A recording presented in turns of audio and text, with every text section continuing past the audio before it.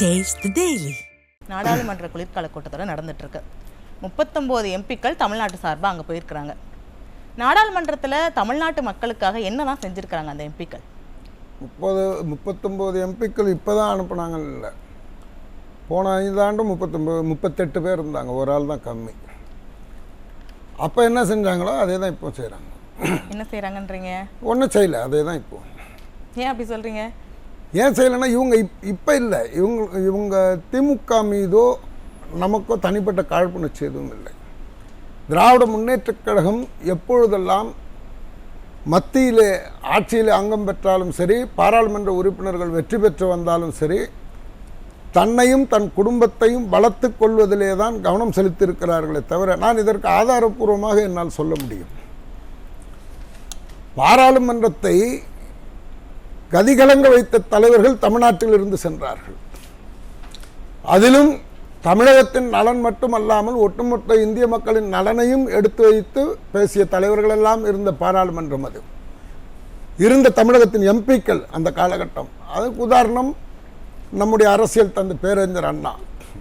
15 நிமிடம் தான் அவருக்கு தரேன்னு சொன்னாங்க. அதுக்கப்புறம் வாயை மூடி 1 மணி நேரத்துக்கு மேலே போச்சு. அவர் இடஒதுக்கீடு அது எல்லாமத்தையும் பேசினார்.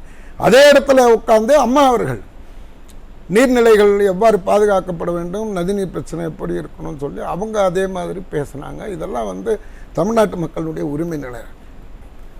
தமிழ்நாட்டில் விற்பனையே செய்யாத பொருட்களுக்கெல்லாம் கூட இங்கே விளம்பரம் கண்டிப்பாக கொடுத்தாகணும்.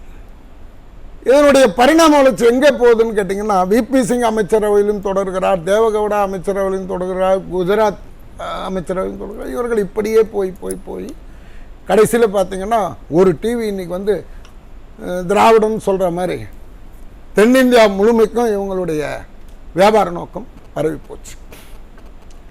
அதெல்லாம் பிறகு பேசலாம். நான் சொல்ல வருவதெல்லாம், எப்போதுமே திராவிட முன்னேற்றக் கழகம் தமிழ்நாட்டிற்காக இங்கிருந்து சென்ற பாராளுமன்ற உறுப்பினர்கள் குரல் கொடுத்ததும் கிடையாது. குரல் கொடுக்காவிட்டாலும் கூட பரவாயில்லை.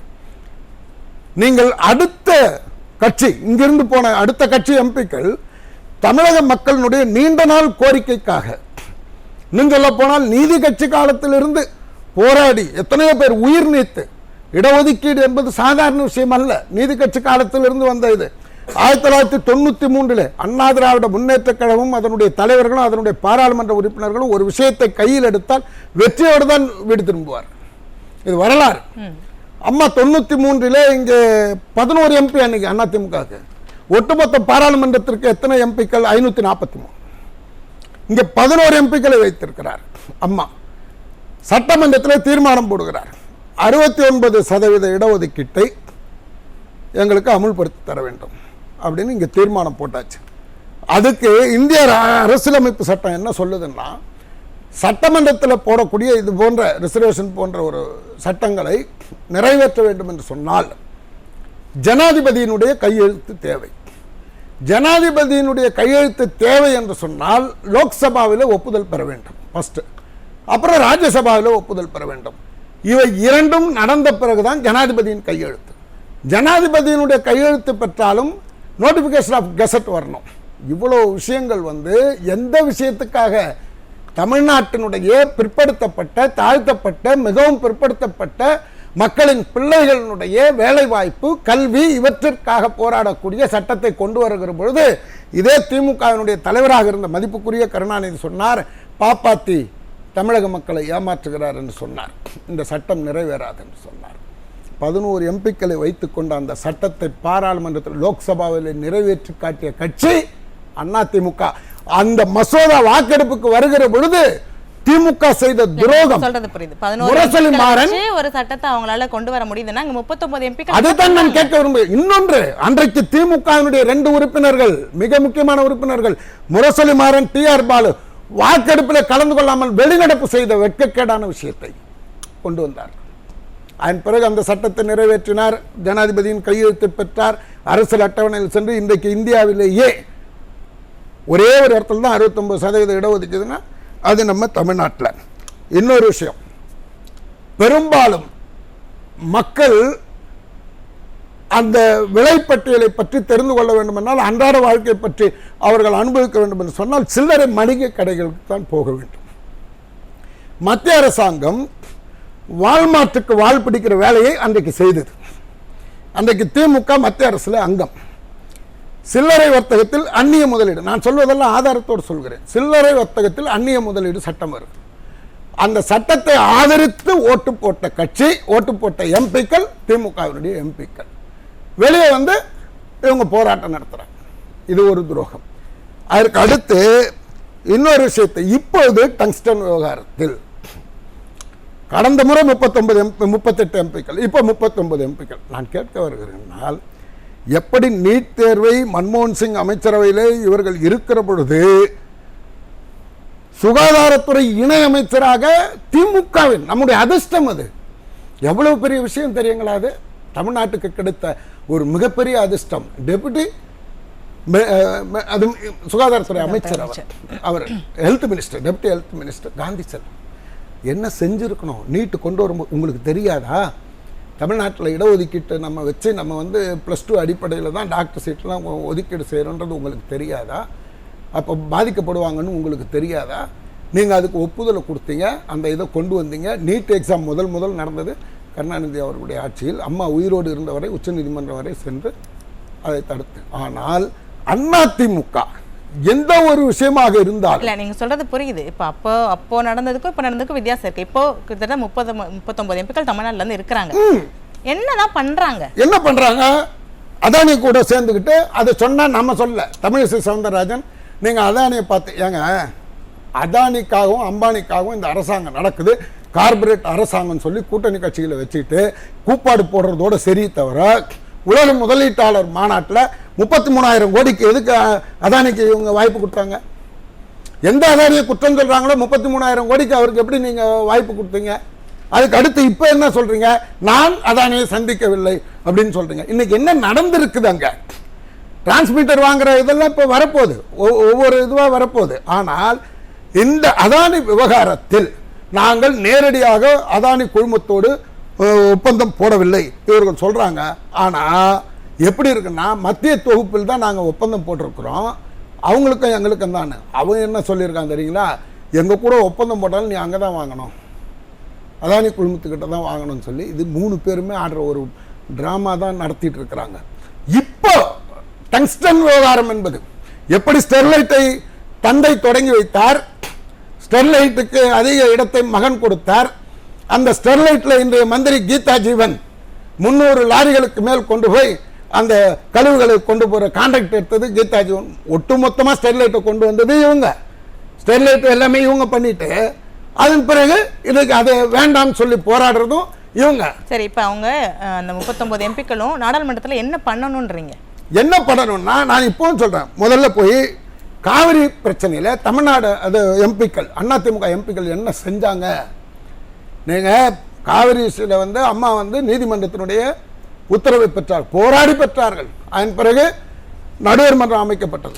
அதுக்கு இங்க வந்து விபி சிங்க்கு பாராட்டு விழா நடத்துறாங்க. நடுவர் மன்றம் வந்து இவங்களால் அமைக்கப்படல, புரட்சி தலைவர் இறப்பதற்கு முன்னால் விவசாயிகளோடு சேர்ந்து அங்க தொடுத்த நீதிமன்றம். நடுவர் மன்றம் அமைக்க சொல்லி விபி சிங் பிரதமராக இருந்தபோது நீதிமன்றம் என்ன உத்தரவு போடுதுன்னா, திரு எம்ஜிஆர் அவர்களும் விவசாயிகளும் தொடர்ந்த வழக்கின் அடிப்படையில் நடுவர் மன்றம் அமைத்தே தீர வேண்டும். அந்த இடத்துல விபி சிங் இல்லை, யார் இருந்தாலும் நடுவர் மன்றம் அமைக்கணும், அதை பிடிச்சோம். அதுக்கப்புறம் ஆணையம் அமைக்கணும். அதன் பிறகு எல்லாமே இப்போ வந்து அந்த ஆணையம் அமைக்கிறதுக்கு 27 நாள் பாராளுமன்றத்தை நாங்க முடக்கணுங்க, கூட்டணியில இருந்தோம். பேசலாம் சார், தொடர்ந்து பேசலாம். இது உங்க முதல் கட்ட கருத்தை எடுத்துக்கிறேன். திரு சிட்கோசின், குடும்ப சொத்தை உயர்த்தணும் அப்படின்றதுக்காக அவங்க எம்பிக்கள் ஆகியிருக்கிறாங்க அப்படின்ற குற்றச்சாட்டை வைக்கிறாங்க. நான் அது ஆரம்பத்திலேயே சொன்னது வந்து சுயநலத்துக்காக, குடும்ப நலத்துக்காக. இன்னும் சொல்ல போனால் ஒவ்வொரு எம்பியும் தன்னுடைய சுயநலத்துக்காக. நான் அண்ணன் மோகன் சாருக்கு வந்து நிறைய டேட்டாலாம் தெரியும். இத்தனை ஆண்டு காலம் பாராளுமன்றத்திற்கு சென்றவர் TR பாலு. இவர் மகேந்திரன் சொன்னார் 4 முறை ஜெயிச்சு போயிருக்கிறார். TR பாலுக்கு சொந்தமாக ஒரு கப்பல், அந்த கப்பலுடைய பெயர் ரைசிங் சன்.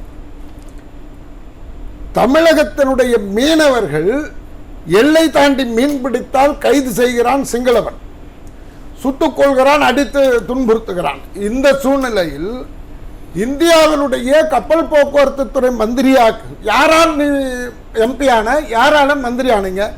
தமிழ்நாட்டு மக்களால், அதுவும் திமுக கூட்டணி கட்சிகளால். இவர் போயிட்டு அந்த கப்பல் இன்றைக்கு பார்த்தீர்கள் என்று சொன்னால் டிஆர் பாலுனுடைய கப்பல் வந்து ஒரு குறிப்பிட்ட இது எல்லை தான் கிடையாது, எங்கே வேணுமானாலும் மீன் பிடிக்கலான்றதுக்கு, அதாவது இறால் பிடிக்கிற ஒரு இதில் வந்து அவங்க கப்பல் ஈடுபட்டிருக்கு, அந்த தொழில் வந்து அவர் செய்கிறார். அதுக்கு பர்மிஷன் கொடுக்க வேண்டியது இந்திய கப்பல் போக்குவரத்து துறை. கப்பல் டிஆர் பாலு, பர்மிஷன் கொடுக்குறவர் டிஆர் பாலு.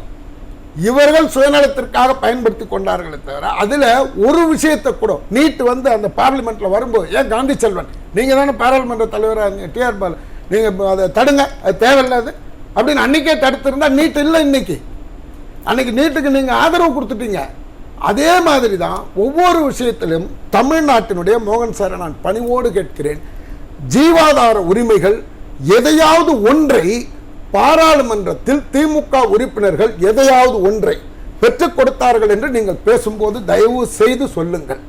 காவிரி விஷயத்தை பெற்றது அதிமுக, முல்லை பெரியார் 142 அடி உயர்த்துவதற்கு பாடுபட்டது அதிமுக, இடஒதுக்கீடு நோட்டிபிகேஷன் 9வது அட்டவணையில் சேர்க்கறதுக்கு நாங்கள் பாராளுமன்றத்தில் குரல் கொடுத்து அதை எல்லாமே பண்ணது நாங்கள், காவிரி ஆணை அமைக்கிறதுக்கு பண்ணது நாங்கள். இன்னைக்கு கூட கர்நாடகா ஒரு சொட்டு தண்ணி தரமாட்டேன்னு சொன்னவன் எங்களுக்கு தண்ணி இல்லை அதனால தரலன்ற நிலைமையை நாங்கள் உருவாக்கிறோம். இது ஒன்று. இன்னொன்று, இப்போ நம்ம நண்பர் சொன்னார் அதிமுக வந்து எந்தவித போராட்டமும் நடத்தலை அப்படின்னாரு. நான் இன்னைக்கு சொல்கிறேன் நண்பர் அவர்களுக்கு, தயவு செய்து புரிஞ்சுக்கங்க, ஒரு பொங்கலுக்கு கரும்பு கொடுக்கறத கூட இந்த அரசாங்கம் நிறுத்தி வச்சப்போ எடப்பாடியார் போராட்டம் அறிவித்த உடனே தான் அந்த கரும்பு கொடுக்கப்பட்டது. ஒரு பெண் காவலர் இடுப்பு கிள்ளி சில்மிசம் பண்ணப்போ அதுவும் போராட்டம் அறிவித்த பிறகு தான் வழக்கு பதியப்பட்டது.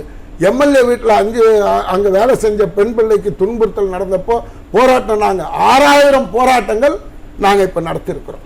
இது வரைக்கும் 6000 போராட்டங்கள். இன்னொரு விஷயத்தை நான் சொல்லிடுறேன், ஏங்க வெட்கக்கேடான விஷயம், தமிழன் என்று சொல்லடா தலை நிமிர்ந்து நில்லடான்னு சொல்லி எங்கும் தமிழ் எதிலும் தமிழ், தமிழுக்காக உயிர், சமூக நீதி என்றெல்லாம் பேசக்கூடிய ஆட்சியிலே தான், மதிப்புக்குரிய கருணாநிதி ஆட்சியிலே 18 பாராளுமன்ற உறுப்பினர்கள் இருந்தார்கள். 1.5 லட்சம் தமிழ் சகோதர சகோதரிகள் கொன்று குவிக்கப்பட்ட பொழுது இங்கே 18 பாராளுமன்ற உறுப்பினர்களின் தயவில் மத்திய அரசு இருந்தது. அந்த இடத்தில் அதிமுக இருந்திருக்கும் என்று சொன்னால் நான் அடித்து சொல்லுகிறேன், மத்திய அரசாங்கத்தை எப்படி வாஜ்பாய் அரசாங்கத்தை ஒரு ஓட்டிலே நாங்கள் எதற்காக கவிழ்த்தோம், நாங்கள் சொல்லிதான். கருத்துக்கு நன்றி சார், கருத்துக்கு நன்றி. இந்த கருத்தை மட்டும் முடிச்சிருங்க, நம்ம அடுத்த கஷ்டம். அதுதான் நாங்கள் எதுக்கு சொல்றோம்னா சுயநலத்துக்காக இல்லை. இங்கே மாநிலத்தில் பல்வேறு வழக்குகள் அம்மா மேலே இருக்கு, இருந்தும் ஜார்ஜ் பெர்னாண்டஸ் இலாக்கால தவறு நடந்ததுனால தட்டி கேட்டாங்க. இந்த 18 எம்பியை வச்சு இலங்கை தமிழர்களையும் காப்பாற்ற முடியல, நீங்க காவிரி பிரச்சனையும் சரி பண்ண முடியல, அதை விட இப்போ நிதி கொடுக்கலன்னு இப்போ போய் கேட்குறீங்களா மழை வெள்ளத்துக்கு? மத்திய அரசாங்கத்தில் நீங்கள் இருக்கும்போது தானே புயல் 35,000 லைட்டு கம்பம் விழுந்தது, எல்லாமே நாசமாச்சு. 500 கோடி தாங்க கொடுத்தா இந்தியாவுடைய நிதி அமைச்சர் அன்னைக்கு ப. சிதம்பரம். தமிழ்நாட்டை எட்டி பார்க்கல, பாண்டிச்சேரியை பார்த்துட்டு அப்படியே டெல்லிக்கு போயிட்டார். கேட்கலாம். கருத்துக்கு நன்றி.